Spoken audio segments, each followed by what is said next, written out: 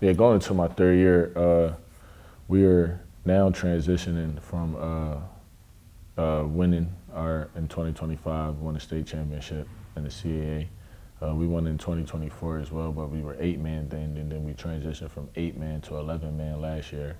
And then we won the state championship as well. Now we're in we're making steps to move towards a national scale, kind of, and yield some teams in our region and the West Coast region, and maybe some all over the country. But we're making the progress into becoming a national program, an academy program that, can essentially do the same things that the IMGs and the St. Francis of the world do. What has this transition been like for you? Obviously, a storied playing career at ASU and stops in the NFL. What's it been like going to the sidelines now as a coach? It's been unique. It's definitely different. It's not the same as playing. More leadership is required. Playing football, everybody doesn't have to be a leader. Whereas though right now, when you're a coach, you're looked at as a leader. You're leader of young men, leader of kids, leader of the people. And that's a big thing, being able to communicate, being able to be transparent. The opportunity to kind of shape and mold the young men you're working with too, what's that kind of responsibility and opportunity like? It's very, very fun and fulfilling, and I have a purpose, and bigger than any purpose I've ever had other than being a father to my daughter. The purpose of being able to lead young men and women and coach them in life and football means a lot to me. Allows me to stay fresh, allows me to always check myself, make sure I'm doing everything right.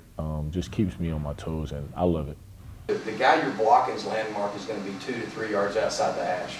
Do you draw on some of the coaches that you had coming up, maybe like a Todd Graham when you were at ASU? Do you channel some of that when you're on the sidelines? I'm like a mix of, if you threw all my coaches and even the coaches I had, bad experiences with and all that, at some point I woke up and said they were right. No matter what transpired, whatever I agree with or didn't agree with, they are the coach, and they were right, at the time. So I channel all of that into my coaching style.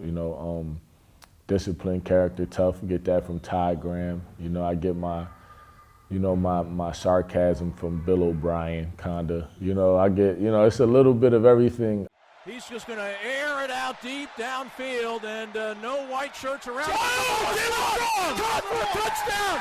Jaelen Strong makes the catch for the touchdown, and the Sun Devils have won the game on a Hail Mary. What's this like for you too? Your first head coaching opportunity, 10 miles or so from where your big football break happened at ASU in Tempe. Oh man, it's a full circle moment for sure.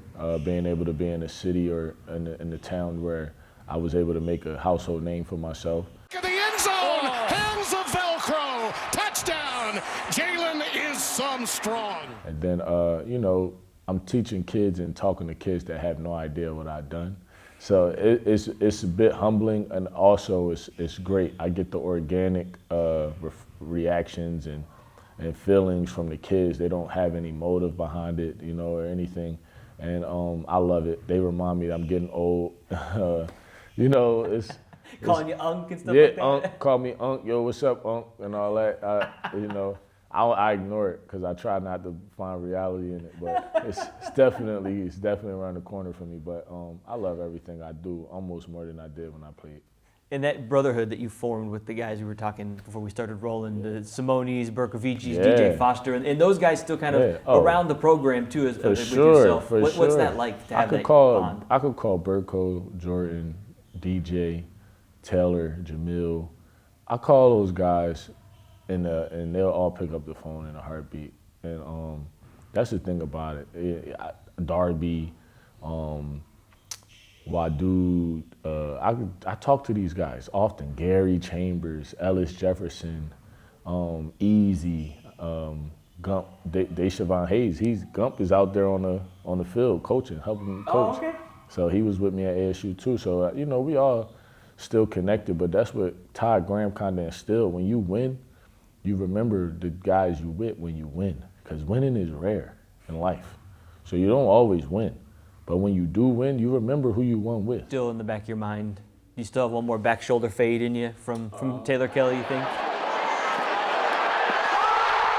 I mean, I don't know. If I mean, that's just the dog in me gonna say throw it up, right? But yeah, that was definitely a great time, man. I love TK, and he's out there training up all the guys we watch on Sundays now, you know, and I don't think a lot of people know that, but Taylor Kelly is training all the best quarterbacks that we watch on Sundays, the Brock Purdy and Jalen Hurts and all those guys, you know, Jackson Dart and all those guys, you know. TK has played a role in helping them, you know, be successful. So, and that speaks volumes of who the man he is and who the man he was when he was at ASU as our leader.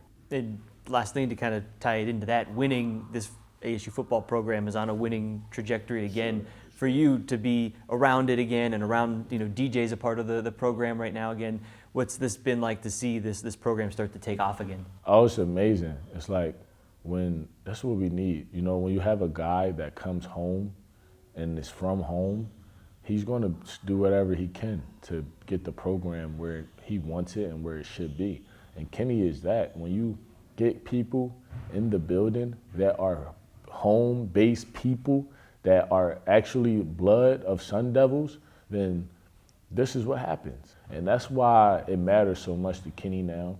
That's why he went out there and got what he needed to get to keep his people here and to be here and build for another 5 to 10 years, hopefully. You know, we can never, ever be grateful enough for Kenny, because it's like he doesn't have to be here.